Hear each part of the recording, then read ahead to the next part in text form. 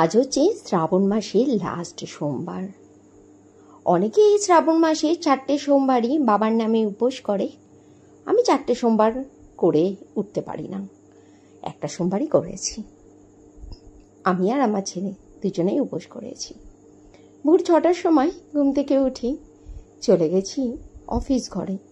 Office ঘর মানে বুঝতে পারো না, তাই তো? আরে মেয়েদের অফিস ঘর মানেই তো রান্নাঘর। আমি তো অন্তত সেটাই মনে করি। দিনের অনেকটা সময় চলে যায়। ভোর 6টার সময় তৈরি করে নিলাম, উঠি বরমশাইয়ের জন্য আলুর তরকারি আর রুটি।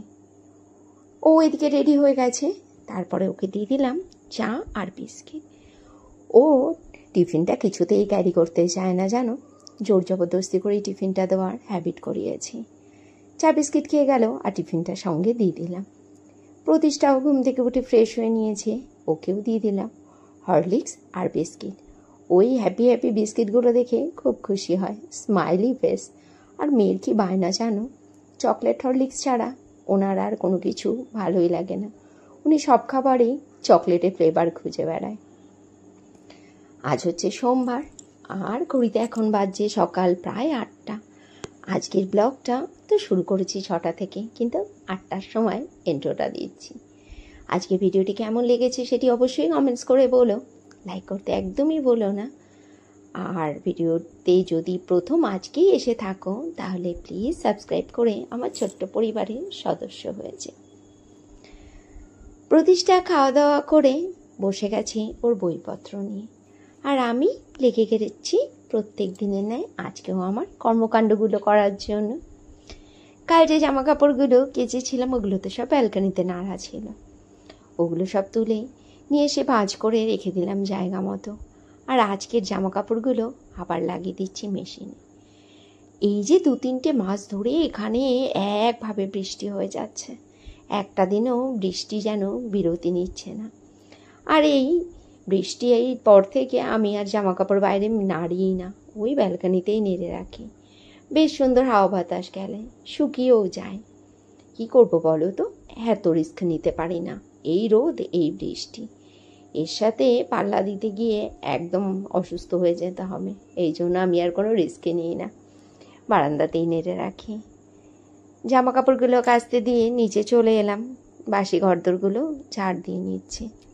সকালবেলা উঠে 1 মিনিটও আমার দাঁড়ানোর সময় নেই, সারাক্ষণ ছুটে ছুটে কাজ করে যেতে হবে। আর যেহেতু আমার আবার একটু বাতিক আছে, একটু পরিষ্কার পরিচ্ছন্ন করার স্বভাবটা একটু বেশি। আমার যে কোনো নোংরা চোখে দেখলে মাথা যন্ত্রণা শুরু হয়ে যায়। আমার মনে হয় ঘর তো সব সময় পরিপাটি পরিষ্কার পরিচ্ছন্ন থাকবে, যার জন্য আমাকে একটু খাটতে হয় বেশি। কিন্তু কি করা যাবে বলো তো, পরিষ্কার পরিচ্ছন্ন ঘর দুয়ার সবারই দেখতে ভালো লাগে। নিচের ঘর দোরগুলো ঝাড় দিয়ে চলে এলাম এবার ওপরের ঘরে। ওপরের ঘরগুলো ঝাড় দিয়ে একটু পুছে নেব। সাধারণত আমি ওপরের ঘরগুলো প্রতি বৃহস্পতিবার করেই পুছি, যেহেতু আজকে পুজো করব তার জন্য ভাবলাম আজকেও একটু পুছে নিই। আমি চেষ্টা করি সকালের ওপরের ঘরগুলো পুছে নেওয়ার। নিচের ঘরগুলো সকালে আমি কখনোই পুছি না, রান্নাবান্না সেরে শেষে পুছি নিচের ঘরগুলো। আর না হলে এই বারবার হাঁটা চলায় নিচের ঘরগুলো নোংরা হয়ে যায়। আর ওপরের ঘরে তো তেমন একটা আসা হয় না, শুধুই একটু পুজো দিতে আসা। প্রতিষ্ঠা মাঝে মাঝে পড়াশোনা করে ওপরের ঘরে বসে, আর আসি জামা কাপড় কাচতে। ওপরের ঘরগুলো আমার তেমনভাবে ব্যবহারই হয় না। আর এই গরমে বিভৎস টাইপের গরম লাগে ভাই ওপরের ঘরে। ওপরের ঘরে 1 মিনিটও থাকা যায় না। দোতলার উপরে ঘর হয়ে গেলে নিচের ঘরগুলো কিন্তু আবার যথেষ্ট ঠান্ডা হয়ে যায়। জানো, আমার নিচের ঘরগুলো খুব ঠান্ডা। বিশেষ করে যে ঘরে এসি লাগানো রয়েছে সেই ঘরটা তারও বেশি ঠান্ডা। আসলে দুপুরে রাতে অনেকটা টাইম এসি চলে বলে ঘরগুলো এমনিতেই বেশিক্ষণ ঠান্ডা থাকে। আর আমরা সবাই তো জানি এই কথাটা, যে ওপরে ঘর হয়ে গেলে নিচের ঘরগুলো এমনিতেই ঠান্ডা থাকে। ওপরের ঘরগুলো আমি ব্যবহার করি ঘুমানোর জন্য, সেটা হচ্ছে শীতকালে। নাও, তোমাদের সাথে কথা বলতে বলতে সকালের সব কাজকর্ম কমপ্লিট করে চলে এলাম আবার রান্নাঘরে।